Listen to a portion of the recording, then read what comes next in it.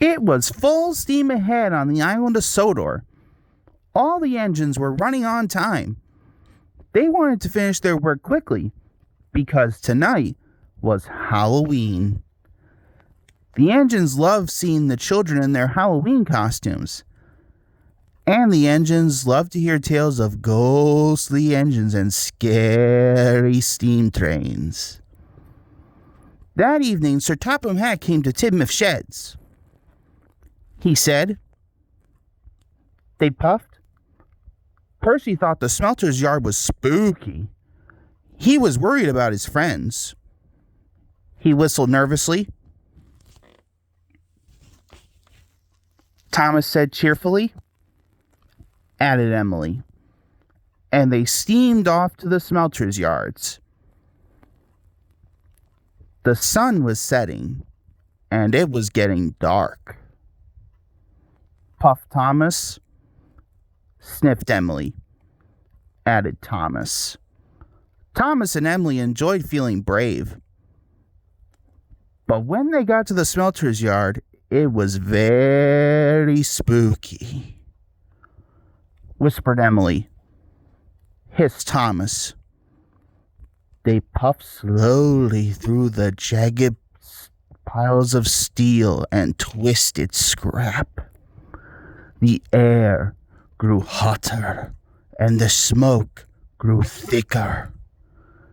Harry and Bert were lurking nearby. The two Diesels saw a chance to scare a couple of steamies. When Thomas and Emily rolled by, they moaned and groaned. It sounded spooky. Snapped Emily. Gasped Thomas. Suddenly, a freight car began to shudder and shake. Cried Thomas. Wailed Emily. They didn't know that Harry and Bert had been bumping the flatbed's buffers. The two naughty Diesels were having great fun. Thomas and Emily pulled up to the smelting shed. They gasped at the ghostly shadows and fizzing sparks. Their wheels felt as if they were frozen, but they had to go inside. Quaked Thomas, quivered Emily, and they both rolled slowly into the smelting shed. Inside, chains clanked, and strange shadows danced across the walls. Thomas puffed, but it was spooky. Emily was turning around, ready to shunt some freight cars. Suddenly, a great whoosh of sparks lit up the shed. Cried Emily. Emily was scared. She didn't notice the huge white tarp. It fell, covering her from funnel to footplate. She steamed away as fast as her pistons could pump. Thomas thought Emily was the ghost too, and he raced out of the smelting shed. Cried Thomas. Harry and Bert thought Emily was the ghost too, and they raced away.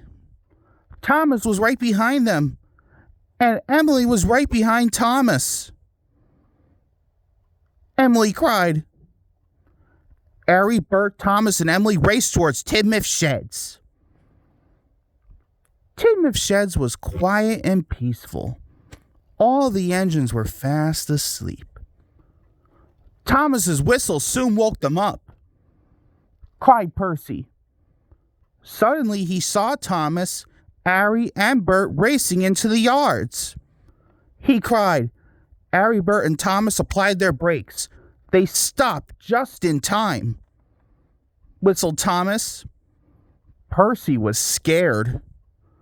But just then, Emily raced under a signal and the tarp flew off.